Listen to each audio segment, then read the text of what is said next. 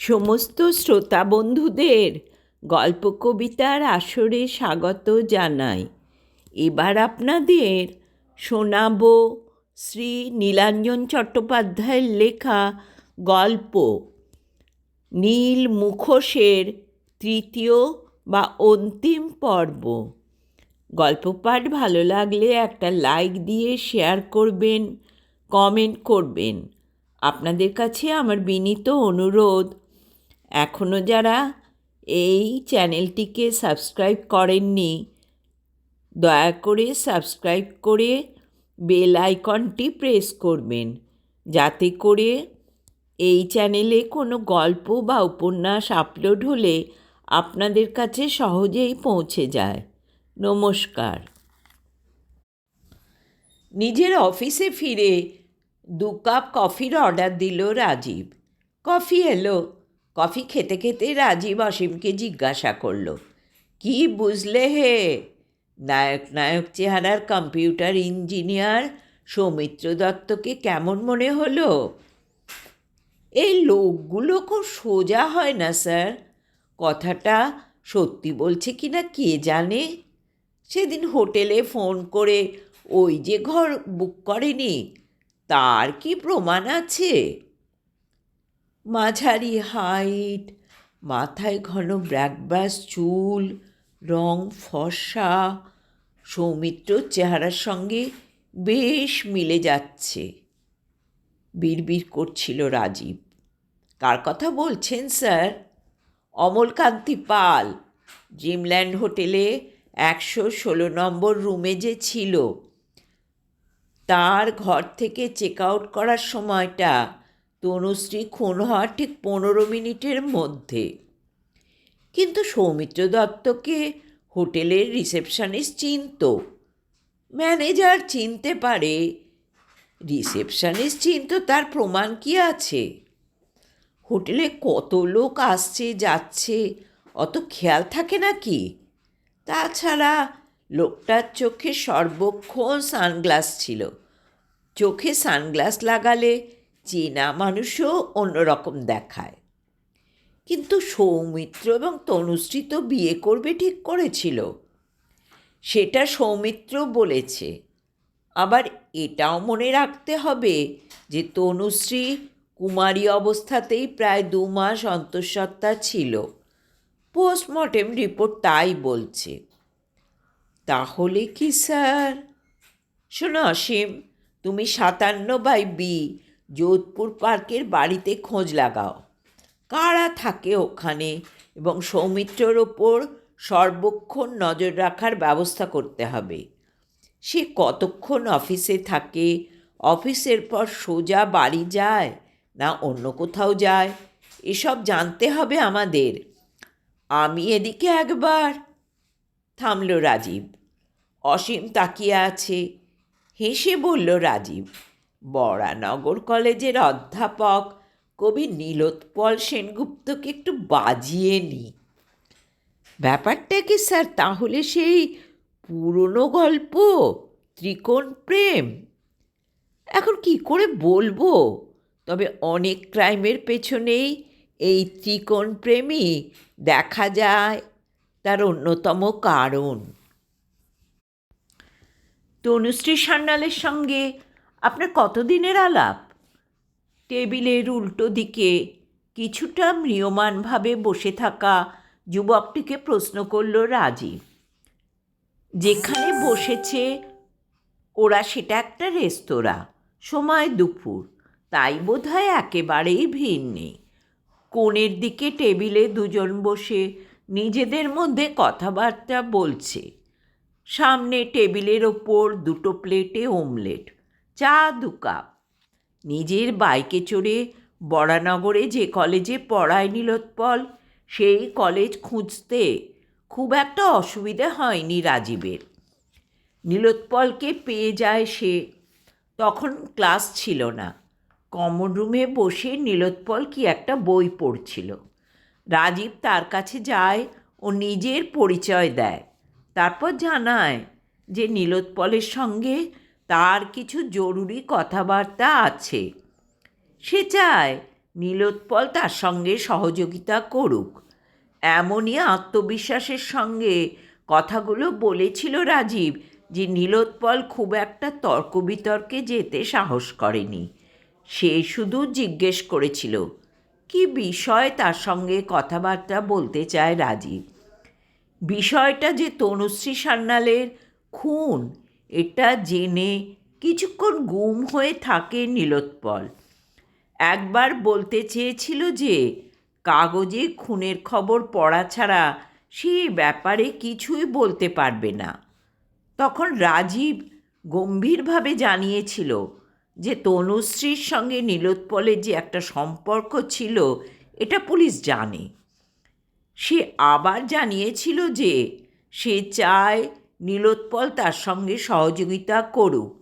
এই কথার পর নীলোৎপল আরও গম্ভীর হয়ে যায়।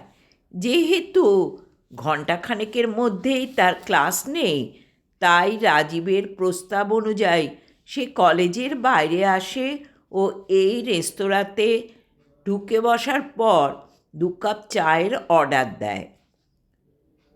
যতদিনই আলাপ থাক আপনি জেনে রাখুন আমি তাকে হোটেলেও ফোন করে ডাকতে পারি না, খুনও করতে পারি না। আপনি ভুল জায়গায় এসেছেন। কলেজ থেকে বেরিয়ে যখন রাস্তায় নেমেছিল নীলোৎপল তখন তার চোখে রোদ চশমা ছিল। এখন সে রোদ চশমা খুলে টেবিলে রেখেছে। ইতিমধ্যে 2 কাপ চা এসে গেল।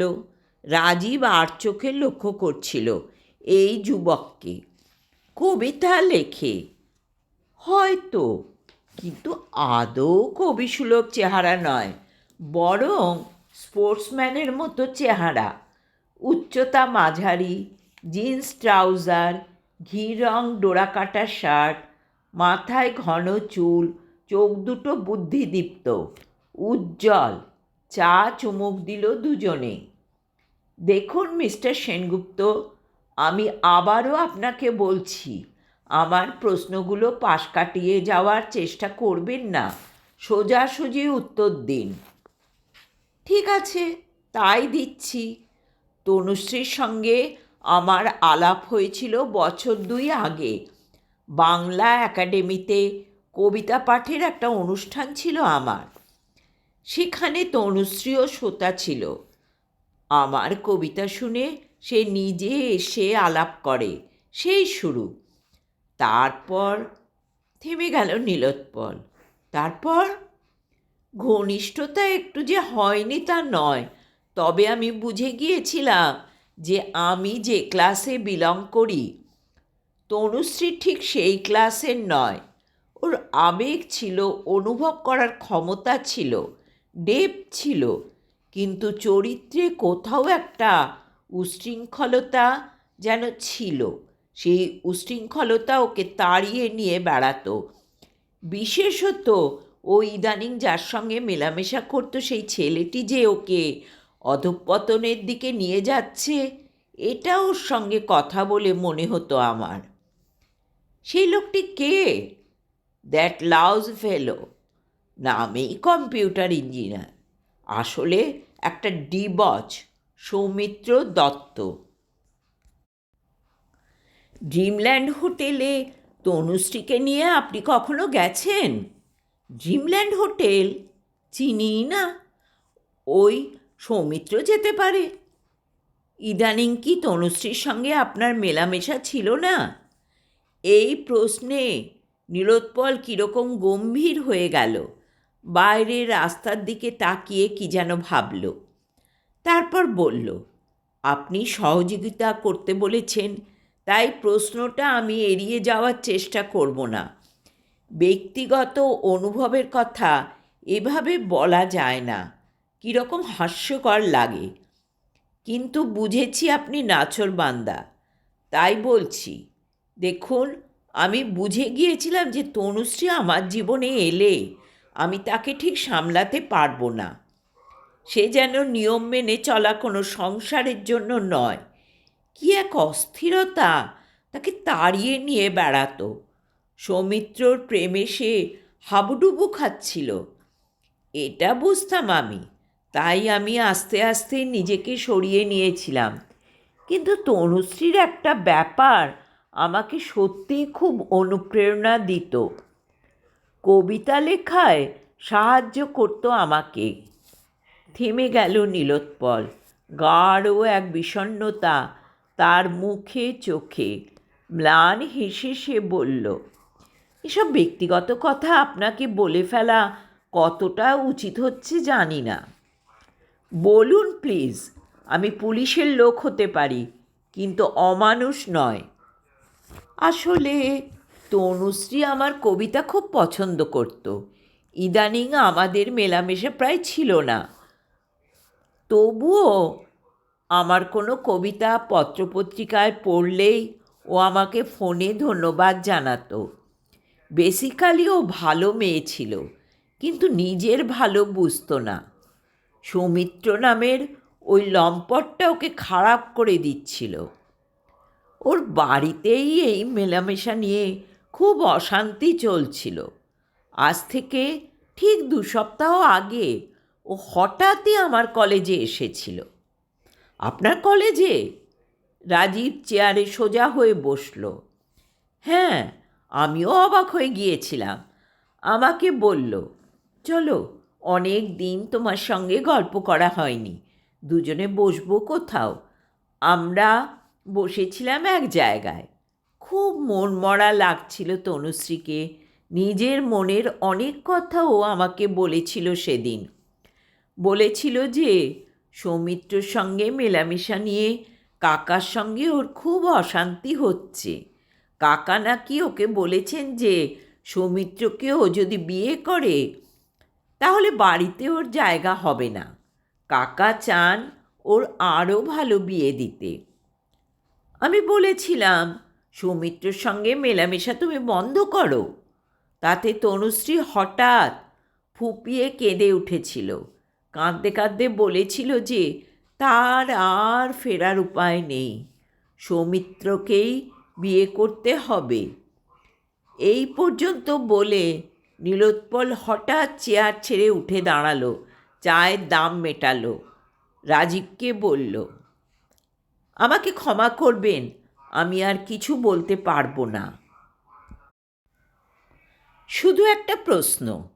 রাজীব বলল, 5 জুলাই দুপুর 2টো থেকে সন্ধে 6টা অবধি আপনি কোথায় ছিলেন?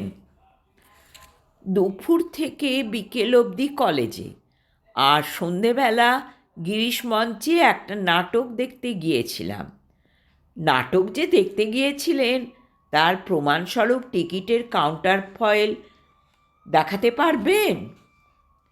ঘুরে দাঁড়ালো নীলোৎপল। কয়েক মুহূর্ত স্থির চোখে তাকিয়ে রইল রাজীবের দিকে। তারপর বাঁকা হাসি হেসে বলল, দুঃখিত, আমি তো জানতাম না ওই দিনই তনুশ্রী খুন হবে এবং আমাকে অ্যালিবাই রাখতে হবে। তাই অভ্যেসবশত হল থেকে বেরিয়ে আমি টিকিটের কাউন্টার ফয়েল ফেলে দিয়েছিলাম। চলি। চোখে রোদ চশমা লাগিয়ে দ্রুত রাস্তা পেরোচ্ছিল নীলোৎপল। নিজের অফিসে রাজীব যখন ফিরল তখন বিকেল। দেখল অসীম অপেক্ষা করছে। কি ব্যাপার অসীম, কতক্ষণ? ঘণ্টাখানেক স্যার, খবর আছে, বলতে এলাম আপনাকে। কি খবর? এই সৌমিত্র দত্ত লোকটা তো গভীর জলের মাছ। কীরকম? যোধপুর পার্কে 57/B বাড়িটা তো একটা বহুতল ফ্ল্যাট বাড়ি। কোন ফ্ল্যাটে যে উনি যান সেটা বলেননি। পুলিশকে মিসলিড করার চেষ্টা। ওই এলাকায় আমাদের পুরনো ইনফর্মার আছে, তাকে লাগিয়েছিলুম। সৌমিত্র তো প্রায় প্রতিদিনই অফিসের পর ওই ফ্ল্যাটে যান। কাগজওয়ালা, দুধওয়ালা, ঠিকেজি, খবর দেবার লোকের তো অভাব নেই। ইনফর্মার ফলো করে দেখেছি সৌমিত্রবাবু যায় 7 তলার একটা ফ্ল্যাটে, বি ব্লকের 14 নম্বর ফ্ল্যাট। সেখানে কোনো পুরুষ থাকে না, শুধু একজন মহিলা, ছন্দা সরকার। দুধওয়ালা, ঠিকেঝি এদের থেকে খবর জোগাড় করেছি ইনফরমার। মহিলার হাজব্যান্ড নাকি বাইরে গেছে 3 মাস, বলছে তো নিউ ইয়র্ক, সত্যিটা জানি না। মহিলার একমাত্র ছেলে হোস্টেলে থেকে পড়াশুনো করে, মাঝে মাঝে বাড়ি আসে। ওই বাড়িতে মনে হয় কোনো মধুচক্র চলে। সৌমিত্রবাবু যে একাই ওই বাড়িতে যান তা নয়, আরও অনেক পুরুষ আসে, মহিলাও আসে। ভেরি ইন্টারেস্টিং, রাজীব চিন্তিতভাবে বলল। ওয়েল ডান অসীম, তুমি নজরদারি আরও বাড়াও সৌমিত্রর ওপর, বাড়িটার ওপর। পরশুদিন আবার তোমার সঙ্গে কথা হবে। আগামীকাল কি আপনি হেডকোয়ার্টার্সে থাকছেন না? না, একটু মফস্বলের দিকে যাব। গ্রাম বাংলার দিকে অনেক দিন যাওয়া হয়নি, হেসে বলল রাজীব। ঠিক আছে স্যার, চলি। এসো, যে কাজ বললাম ঠিক মতো হয় যেন। একদিন পর রাজীব সকালের দিকে ডিসিডিডির অফিসে গিয়ে হাজির হলো। এক গাদা ফাইল নিয়ে নবারুণ তখন ব্যস্ত, কিন্তু রাজীবকে দেখে ফাইলের পাতা থেকে চোখ তুলে কথা বলতে শুরু করলেন তিনি। একটা সার্চ ওয়ারেন্টের ব্যাপারে রাজীব তার সাহায্য চায়। সে ব্যাপারে গোপনীয় আলোচনা চলল দুজনের প্রায় ঘণ্টাখানেক। রাজীবের মুখে কথাগুলো শুনে রীতিমতো অবাক হলেন নবারুণ। তুমি কি বলছো? এ তো বিশ্বাসই হচ্ছে না। রাজীব বলল, স্যার, আমাকে আজকের দিনটা সময় দিন, তারপর আমি আমার বক্তব্যের সপক্ষে প্রমাণ হাজির করব আপনার সামনে। শুধু আমার সার্চ ওয়ারেন্ট। হ্যাঁ, কোর্ট ইন্সপেক্টর দত্তকে আমি ফোন করে দিচ্ছি, ও তোমাকে এ ব্যাপারে সাহায্য করবে। যা চাইছিল রাজীব তা পেতে অসুবিধে হয়নি। কোর্ট ইন্সপেক্টর দত্ত তাকে সাহায্য করল খুব। কোর্ট থেকে কোয়ার্টারে ফিরতে ফিরতে বেলা 2টো। খিদে লেগেছিল খুব। সবেমাত্র খাওয়ার টেবিলে বসেছে রাজীব। টেবিলে রাখা তার মোবাইল টিং টিং করে বেজে উঠল।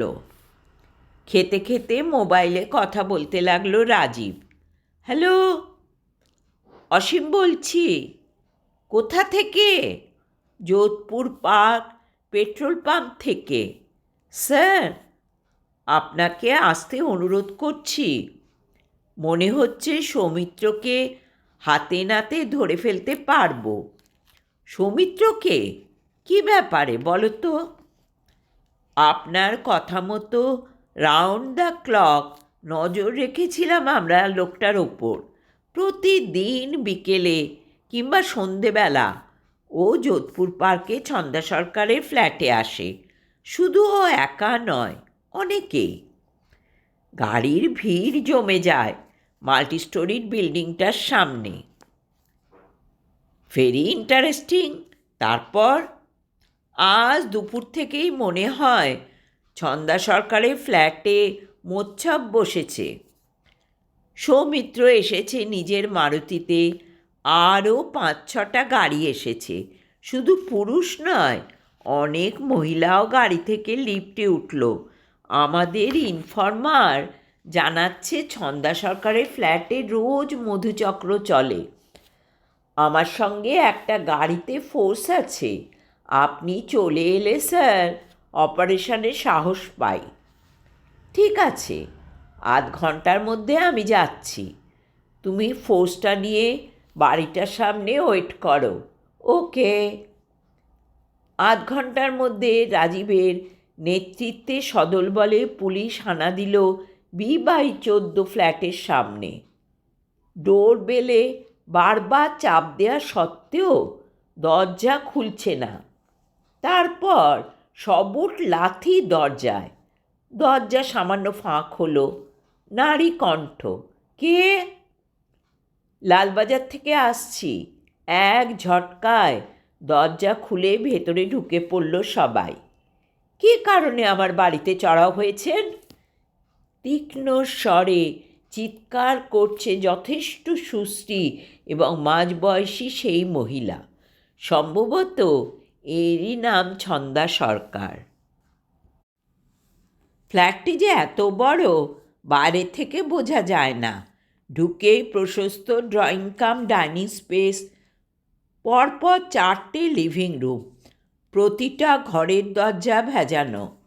না, রাজীব হাত দিয়ে ঠেলে দেখল, ভেজানো নয়, ঘরের দরজাগুলো ভেতর থেকে বন্ধ। কারা আছে ভেতরে? জিজ্ঞেস করল রাজীব। মানে রিলেটিভ। ছন্দা সরকারের প্রসাধন সমৃদ্ধ মুখ কাগজের মতো সাদা। দিন দুপুরে সব রিলেটিভরা দরজায় খিল এঁটে বসে আছে। স্ট্রেঞ্জ। বাহানা করবেন না, দরজা খুলতে বলুন। ভেতরে কারা আছে আমরা জানতে চাই।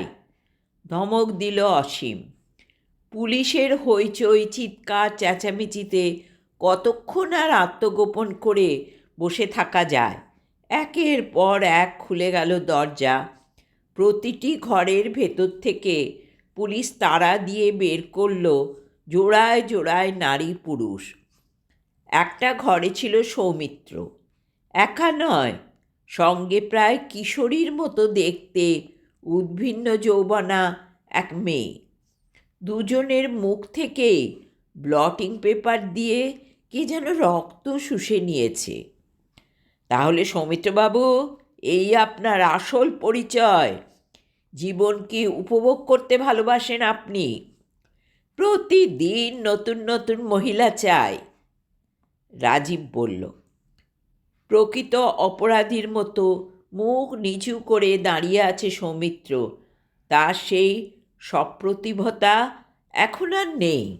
ছি সৌমিত্রবাবু, আপনি উচ্চশিক্ষিত ব্রিলিয়েন্ট স্টুডেন্ট। একজন কম্পিউটার ইঞ্জিনিয়ারকে আমরা যথেষ্ট সমীহের চোখে দেখে থাকি, কিন্তু আপনার এই রূপ! প্রেমের অভিনয় করে তনুশ্রীকে ঠকিয়েছেন। সে বিশ্বাস করে নিজেকে উজাড় করে দিয়েছিল আপনার কাছে। আপনার সন্তানের মা হতেও চেয়েছিল, কিন্তু বোধহয় সে মরে বেঁচেছে। আপনার মতো দুশ্চরিত্র আর লম্পটের সঙ্গে সত্যি সত্যি যদি তার বিয়ে হতো। কিন্তু তনুশ্রীকে আমি খুন করিনি। 5 জুলাই বিকেলে 5টা থেকে আমি এখানেই ছিলাম। ওই ছন্দা সরকার তার সাক্ষী। তনুশ্রীর সঙ্গে আমার গত 2 সপ্তাহ যোগাযোগই ছিল না। সৌমিত্র উত্তেজিতভাবে বলছিল। যোগাযোগ ছিল না তা নয়, বলুন যোগাযোগ আপনি ইচ্ছে করেই আর রাখতে চাননি। তনুশ্রীর সঙ্গে আপনার প্রয়োজন মিটে গিয়েছিল, সুতরাং সম্পর্ক কাটাতেই চাইছিলেন আপনি। দায়িত্ব থেকে মুক্তি পেতে চাইছিলেন, কি তাই না? কিন্তু তনুশ্রীকে আমি খুন করিনি। ড্রিমল্যান্ড হোটেলে ওকে আদৌ ফোন করে সেদিন ডাকিনি। জানি, সেসব কথা পরে হবে। আপাতত লাম্পট্যের দায় হাজতবাস করুন তো। ছি ছি, আপনারা সমাজের ক্রিম। সাধারণ মানুষ কত কিছু আশা করে আপনাদের কাছ থেকে, বলছিল রাজীব। রাজীবের নির্দেশ মতো সৌমিত্র, ছন্দা সরকার এবং অন্যান্যদের গ্রেপ্তার করা হলো। ইতিমধ্যে ওয়াকিটকিতে কথা বলে স্থানীয় থানা থেকে পুলিশ ভ্যান, একজন অফিসার এবং আরও কিছু কনস্টেবল আনিয়ে নিলেন রাজীব। গ্রেপ্তার হয়েছে যারা, তাদের দায়িত্ব এখন স্থানীয় থানার। ধন্যবাদ অসীম। রাস্তায় নেবে রাজীব অসীমের পিঠ চাপড়ে দিল। You have done a good job. কিন্তু স্যার, একটা ব্যাপার মাথায় ঢুকছে না। কোন ব্যাপার? তনুশ্রী সান্যালের খুনি সৌমিত্র দত্ত না, তাহলে কে? তনুশ্রীকে খুন করার ব্যাপারে সৌমিত্রর মোটিভ খুব স্ট্রং হওয়া সত্ত্বেও সে খুনি নয়। চলো আমার সঙ্গে, নিজের চোখেই দেখতে পাবে, হেসে বলল রাজীব। হতবাক অসীমকে পাশে নিয়ে রাজীব তার জিপ ছুটিয়ে দিল জনবহুল কলকাতার রাস্তায়। যোধপুর পার্ক থেকে গড়িয়াহাট মোড় পেরিয়ে বালিগঞ্জ ফাঁড়ির দিকে গাড়ি আসছিল যখন অসীম জিজ্ঞাসা করল, তাহলে কি বরানগরের দিকেই যাবেন স্যার, নীলোৎপল সেনগুপ্তর কলেজে? তুমি বড় তাড়াতাড়ি 2 আর 2 4 করে ফেলছো অসীম, রহস্যটা আর একটু জটিল, হেসে বলল রাজীব। গাড়ি রাজীবের নির্দেশ মতো বাঁ দিকে বাঁক নিল, ঢুকে পড়ল রেনি পার্ক এলাকায়। এদিকে কোথায় যাবেন? আবার জিজ্ঞাসা করল অসীম। অমলকান্তি পাল তো এখানেই থাকে। অমলকান্তি পাল? ড্রিমল্যান্ড হোটেলে 116 নম্বর বোর্ডার, যার চোখে সন্ধেবেলাতেও সানগ্লাস ছিল। ইতিমধ্যে গাড়ি বাগান ঘেরা সেই দোতলা বাড়ির সামনে এসে দাঁড়িয়েছে। লাফিয়ে নামল রাজীব। অসীমও। ডোরবেল বাজাচ্ছে রাজীব। চাপা উত্তেজনায় তার মুখ থমথমে। অসীম কিছুই বুঝতে পারছে না। দরজা খুলে গেল। শশধর অবাক চোখে তাকালো দুজনের দিকে। প্রথম দিন যখন এ বাড়িতে এসেছিল রাজীব, তখন সে সাদা পোশাকে ছিল। আজ তার পরনে ঝকঝকে ইউনিফর্ম। তাই বোধহয় প্রথমে সে রাজীবকে চিনতে পারেনি। কয়েক মুহূর্ত পরেই অবশ্য চিনতে পারল। তাড়াতাড়ি কপালে হাত ঠেকিয়ে বলল, নমস্কার স্যার, আপনি? দেবব্রতবাবু কোথায়? রাজীবের স্বর কঠিন। বাবু তো ওপরের ঘরে বিশ্রাম নিচ্ছেন। বসুন, ডেকে দিচ্ছি। ডাকতে হবে না, আমরাই ওপরের ঘরে যাচ্ছি। কিন্তু বাবু তো শোয়ার ঘরে শুয়ে আছেন। শশধরের কথা অগ্রাহ্য করে রাজীব সিঁড়ি দিয়ে দ্রুত দোতলায় উঠছে অসীমতার পেছনে। বিছানায় চিত হয়ে শুয়েছিলেন দেবব্রতবাবু। বালিশের পাশে একটা খোলা বই, কিন্তু পড়ছিলেন না। কপালের ওপর একটা হাত আড়াআড়ি রেখে সিলিংয়ের দিকে তাকিয়েছিলেন। কি যেন ভাবছিলেন। কিংবা ডোরবেল বাজলো, কে এলো শশধর এসে জানাবে বলে হয়তো অপেক্ষায় ছিলেন। ভারী জুতোর শব্দে বিছানায় উঠে বসলেন দেবব্রত। এ কি, আপনি এরকম অসময়? রাজীবের দিকে তাকিয়ে জিজ্ঞেস করলেন। বিস্ময় তার 2 চোখ বিস্ফারিত। একটা জিনিস চাইতে এলাম আপনার কাছ থেকে মিস্টার সান্যাল। চৌকাঠ পেরিয়ে ঘরে ঢুকে পড়েছে রাজীব। আপনি? ম্যানেজ জানেন না? নিচে অপেক্ষা করতে পারলেন না একেবারে শোবার ঘরে? রাগে লাল হয়ে উঠেছে দেবব্রতর ফর্সা মুখ। অসময়ে আপনাকে এভাবে বিরক্ত করার জন্য আমি সত্যিই দুঃখিত, কিন্তু জিনিসটা আমার দরকার। আমি জানি সেটা আপনার কাছেই আছে। কি যা তা বলছেন? ননসেন্স। সেই জিনিসটা আপনি বের করে দিন, তাহলেই হবে। কি জিনিস করছেন? আপনি কি স্বাভাবিক আছেন, নাকি দুপুরবেলা ড্রিঙ্কিং করেছেন? সেই পটচুলোটা আমাকে দিয়ে দিন মিস্টার সান্যাল। পটচুলা? কি বাজে বকছেন! বাংলায় বললে বুঝতে পারছেন না? তাহলে ইংরাজিতে বলি। সেই উইগ যেটা লাগিয়ে আপনি ড্রিমল্যান্ড হোটেলে 5 জুলাই অমলকান্তি পাল সেজেছিলেন। দেবব্রত সান্যালের ফনা যেন হঠাৎ নুয়ে পড়ল। এক মুহূর্তে তার মুখ যেন নিরক্ত সাদা, চোখের দৃষ্টিতে ভয়। বিছানা ছেড়ে তিনি হেঁটে আসছিলেন দরজার দিকে, কিন্তু রাজীব তার রাস্তা আগলে দাঁড়ালো। আপনার এই ঘর, বিশেষত ওই আলমারিটা আমি সার্চ করব মিস্টার সান্যাল। আপনি জানেন না কি বলছেন, কি করতে চলেছেন আপনি? আমার সোশ্যাল স্ট্যাটাস জানেন? আমার ঘর সার্চ করবেন? আমি আপনার ডিসি নবারুণের সঙ্গে কথা বলবো ফোনে। তার দরকার হবে না। আপনার সোশ্যাল স্ট্যাটাসের কথা ভেবেই আমি একটা সার্চ ওয়ারেন্ট এনেছি। ইচ্ছে হলে দেখতে পারেন। পকেট থেকে একটা কাগজ বের করেছে রাজীব। সরুন, আমি একটু বাথরুমে যাব। এই ঘর থেকে আপনি এখন কোথাও যেতে পারবেন না।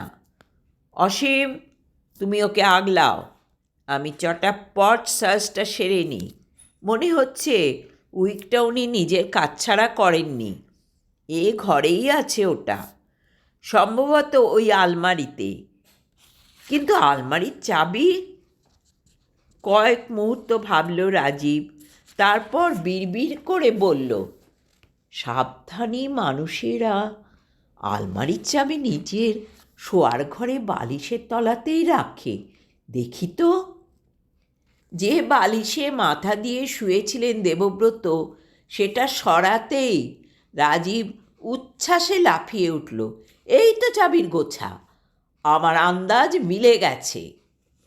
দু একটা চাবি আলমারির কিহোলে লাগিয়ে পরখ করে দেখতে দেখতে সে আসল চাবি পেয়ে গেল।